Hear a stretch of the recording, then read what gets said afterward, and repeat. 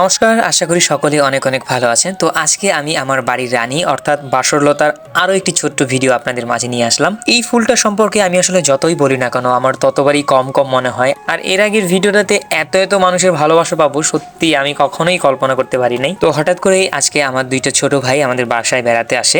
তারা এই ফুলের গাছটা দেখি তো একেবারে বিমুগ্ধ হয়ে যায়। প্রত্যেক দিন আসলে কোনো না কোনো মানুষ আমাদের বাসায় আসে এবং এগুলো দেখে ভাবে আর্টিফিশিয়াল হয়তো কোনো কিছু ঝুলিয়ে রাখা হয়েছে, কিন্তু যখন তারা বাস্তবে এগুলো স্পর্শ করে দেখে কাছ থেকে তখন তারা একেবারেই অবাক হয়ে যায়। আমার এর আগের যে ভিডিওটা ভাইরাল হয় সেখানে অসংখ্য মানুষ চারা চেয়েছেন এবং বলেছেন কিভাবে এই ফুলের চারা হয়, কোথায় পাওয়া যায়, আমাকে একটা দিয়েন। সেজন্য আমি ভেবেছি এবার অনেক অনেক চারা করব। এই যে মার্বেল আর পাখির ঠোঁটের মতো অংশটা দেখতে পাচ্ছেন, এখান থেকে মূলত বীজ হয় আর বীজ থেকেই চারা করা যায়। আমি যখনই বললাম যে এখান থেকে তো অনেক অনেক মধু হয়, তাই আমার এই ছোট ভাইগুলো সরাসরি পরীক্ষা করা শুরু করে দিল যে আসলেই দেখি কি অবস্থা। ফুলের মিষ্টি মধু খেয়ে তারা অনেক খুশি হলো এবং গাছটার আবারও প্রশংসা শুরু করে দিল। আর আমি দেখেছি মানুষ মানুষকে ভুলে যায়, মানুষ মানুষকে ছেড়ে যায়, কিন্তু এই পাখিটা কখনো আমার এই বাসরলতা গাছটিকে ছেড়ে যেতে চায় না। অন্যদিকে কিছু কিছু মানুষ আবার এই ফুলের সংস্পর্শে একবার আসলে খুব সহজে সেখান থেকে আর সরতে চায় না। ফুল আসলে স্বচ্ছতা, পবিত্রতা আর নির্মলতার প্রতীক। আমরা প্রত্যেকেই যাতে এই ফুলের নেই স্বচ্ছ,